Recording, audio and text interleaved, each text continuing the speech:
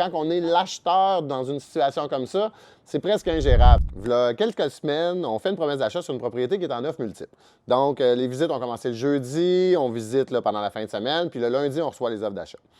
Le vendeur en a profité pour partir en voyage pendant ce temps-là. Il est dans une croisière. Fait que bon, c'est parfait, c'est un bon timing. Les gens, ils reçoivent 4 promesses d'achat. Donc, mes clients font partie d'une des promesses d'achat qui ont été faites. Mais là, la promesse d'achat est ouverte 48 heures à la demande des vendeurs. Bon, c'est vraiment la demande des vendeurs, ça, c'est une bonne question, mais ça sera un autre dossier.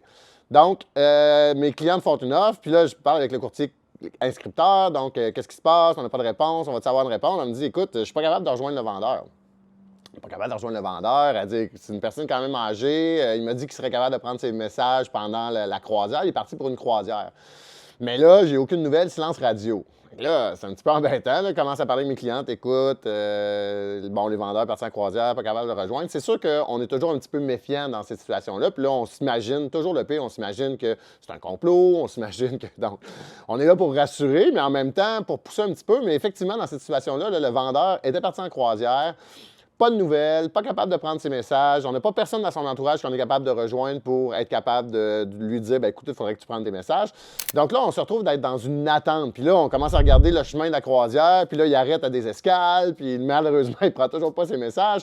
Donc, on se retrouve dans une situation où on est obligé de prolonger notre promesse d'achat pour une semaine. Évidemment, quand tu fais une promesse d'achat en offre multiple pendant une semaine, c'est vraiment pas facile à gérer pour les vendeurs, pour les acheteurs. Puis on comprend ça, puis c'est pas facile à gérer pour nous qui est courtier immobilier, qu'on est impliqué dans le dossier, mais quand on est l'acheteur dans une situation comme ça, c'est presque ingérable. Donc, on est là dans l'attente pour être capable d'avoir notre résultat.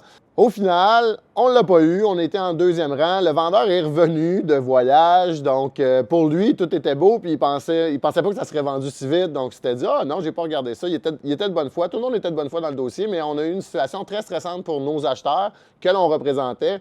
Malheureusement, comme je disais, on n'a pas eu la transaction, on était en deuxième rang.